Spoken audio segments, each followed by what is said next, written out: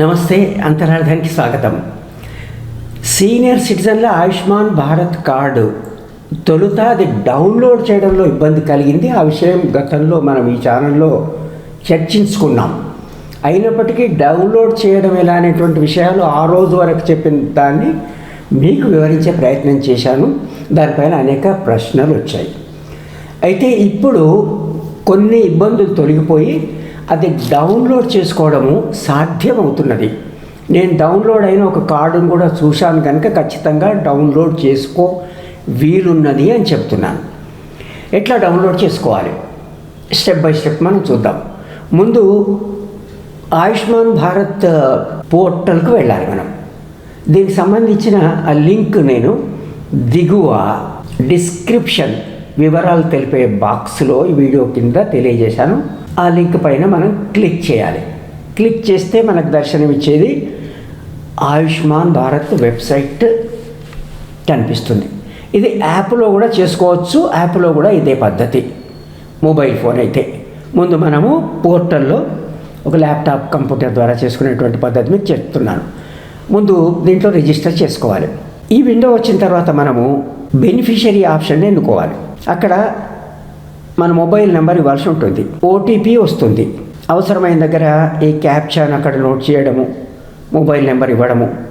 అది అయిన తర్వాత ఓటీపీ నెంబర్ ఫోన్లోకి వచ్చింది అంటే అది అథెంటికేట్ అయినట్లు లెక్క.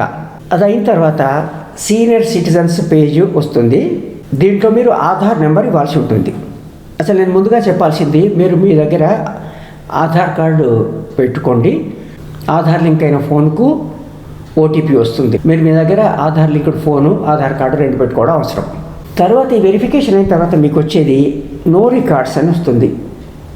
ఇప్పటికే మీరు ఆయుష్మాన్ భారత్లో నమోదై లేకుండా ఉన్నటువంటి వారికి, అంటే గతంలో బిలో పావర్టీ లేని వాళ్ళు ఆ వివరాలు అక్కడ ఉంటే అవి వస్తాయి. కానీ అవి రాకుండా ఉన్నట్టయితే మీ వివరాలు ఇక్కడ లేవు అనేది వస్తుంది, నో రికార్డ్స్. అప్పుడు ఎన్రోల్ అఫ్రెష్ అనేది క్లిక్ చేయాల్సి ఉంటుంది.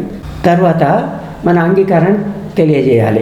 ఈ ఆధార్ వివరాలు అవి పరిశీలించడానికి వీలుగా కన్సెంట్ ఇవ్వాల్సి ఉంటుంది. తర్వాత పర్సనల్ ఫోన్ ద్వారా మనం చేసినప్పటికీ దానికి ఓటీపీ వచ్చిన ఆధార్ లింక్డ్ మొబైల్ ఫోన్కు ఓటీపీ వస్తుంది.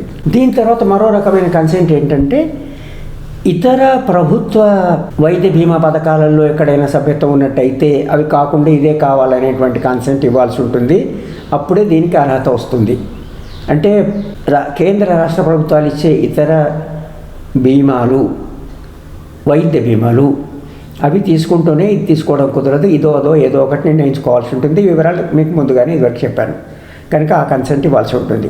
ఆ ఇతర బీమాల జాబితా ఇస్తే దాంట్లో నన్ ఆఫ్ ది అబో అనేటువంటి ఆప్షన్ ఎంచుకోవాలి. అంటే ఈ రకంగా ఈ కేవైసీ నో యువర్ కస్టమర్ దానికి సంబంధించినటువంటి వివరాలు ఆధార్ ఇవ్వడము, కన్సెంట్ ఇచ్చిన తర్వాత అది సక్సెస్ఫుల్ అవుతుంది.